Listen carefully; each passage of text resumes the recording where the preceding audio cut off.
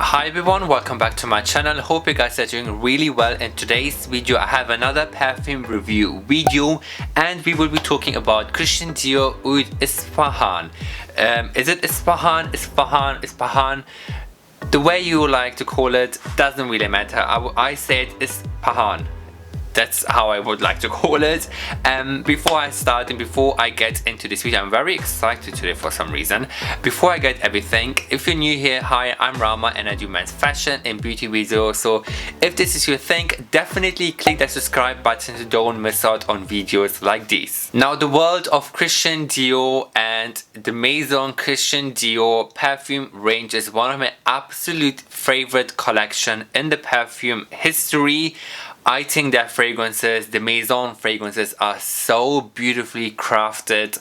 Honestly, each fragrance has a story on its own and they're so beautiful, so magical and so just luxurious and I'm literally saying all the good adjectives in this video. Basically they're one of my absolute favorite fragrances, and I remember really well once they become so popular, the one fragrance I have discovered from this range, or the one fragrance that really caught my eye, that I fell in love instantly, is the Oud Ispahan fragrance.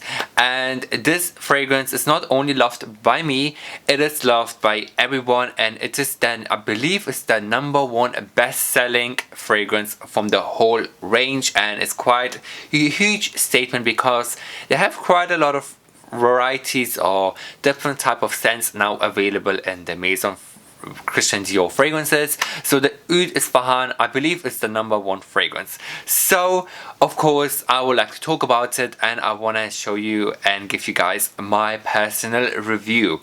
I've got everything here on my phone. So the name, as it says, it has oud.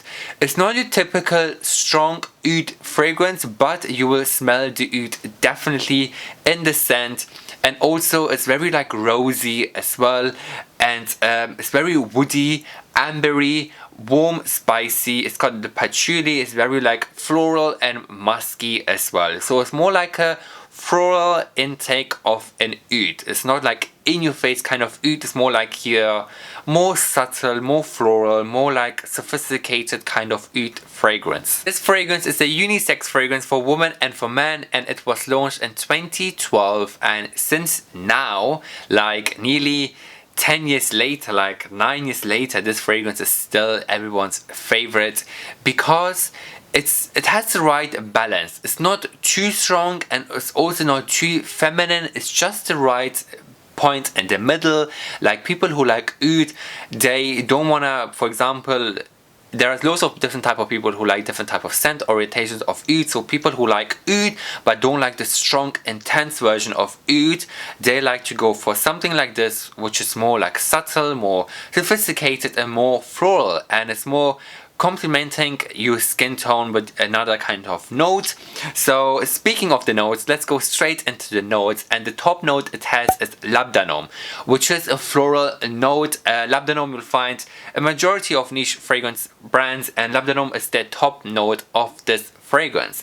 Middle notes or hard notes will go is rose, patchouli and saffron. Now the main note again after the oud would be the rose. Rose is a scent that you will definitely smell in this fragrance, and it has also saffron. Saffron is again another very expensive and niche kind of ingredient to have in a fragrance. Not many perfumers have saffron, so it's really interesting to have saffron as in the middle note with rose. And as the base note there is agarwood, which is the oud, sandalwood and cedar. So the oud, sandalwood and cedar are three best kind of notes to have as a base note to complement each other on the skin, and also for the longevity and at last ages and ages on your skin, because this fragrance is a very long lasting fragrance, and it is an eau de parfum, so you guys can imagine, or I believe it's a parfum fragrance, I'm not too sure, but it's definitely a parfum, which is a very long lasting fragrance that will last ages and ages on your skin throughout the day, so you don't have to top it up throughout the day basically. So I have the fragrance in here, so I'm gonna test it once again for the purpose of this video and remind myself on the amazing memories that I have with this fragrance. Now people say that you don't have to rub your fragrance on your wrist, but I feel like this is such a habit now. Some people rub it, some people don't. I just pressed it like this, so there we go. But wow. It takes me back to so many amazing memories with this fragrance. Honestly, like, this fragrance is one of a kind. It's a very beautiful, very different fragrance. Now, of course, I can smell the oud and the rose and the saffron as well. Now, this is a very beautiful, lingering fragrance that you would love on your skin. And another thing I wanted to mention is it has this typical Middle Eastern kind of sense. No wonder that Middle Eastern clients and customers, they like this fragrance because it has a touch of Middle Eastern as well. I believe the rose and the saffron is more like a Middle Eastern kind of thing, and of course the oud as well. And definitely this fragrance takes me back to some memories, and it's honestly one of a fragrance that Middle Eastern people will love this fragrance as well. And I'm sure there's so many people who love it, and this fragrance, or the notes in particular, are not too like complicated. They're more like simple as well, but the simplicity and the kind of creativity of the notes make this fragrance so special and so different than other fragrances. I love it. I can't stop smelling this fragrance. Honestly, it's one of my absolute favorite fragrances in the world. Not gonna lie, it's one of my, I believe, top 10 fragrances. This fragrance, I love it so much. And let's just talk about the bottle. The bottle looks so chic, so minimalistic, simplistic, so aesthetically pleasing to the eye. I love these cylinder tall bottles of Christian Dior. They are one of my absolute favorite fragrances bottles as well. And they come in a variety of sizes. They also come in a smaller size, which is a 40 ml. I believe it's around 80 pounds. I'm not too sure, but the classic size, which is 125 ml, reaches for 220. The 250 ml is 315 pounds, and 450 ml, which is biggest size, that's reaches for 405 pounds. In terms of the price points, they're a bit more expensive. They're a bit more exclusive. They're not your typical average like Sauvage, your Fahrenheit, your Miss Dior, your Joy, or your J'adore fragrance. They're more up there prices, definitely, because of the type of ingredients they use, the type of notes they have, and it's from the Maison range, so it's a bit more luxurious in the Dior fragrance world.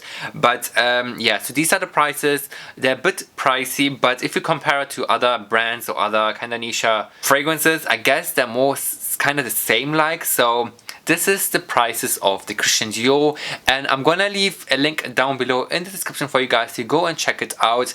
Definitely, if you pass by a Dior counter, stop and smell this fragrance, try it on your skin and see how it develops throughout the day, and honestly, you will fall in love with this fragrance. And also they brought out like a body cream and like a soap and like a body collection of the same kind of fragrances from this range, so they're absolutely beautiful as well. Definitely check them out as well while you are checking out the fragrance.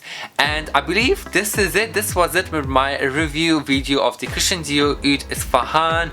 Do let me know if you guys enjoyed this video by giving this video a like, and also don't forget to subscribe to my channel for more perfume review videos like these. And also do let me know in the comments which other type of perfumes I should review next.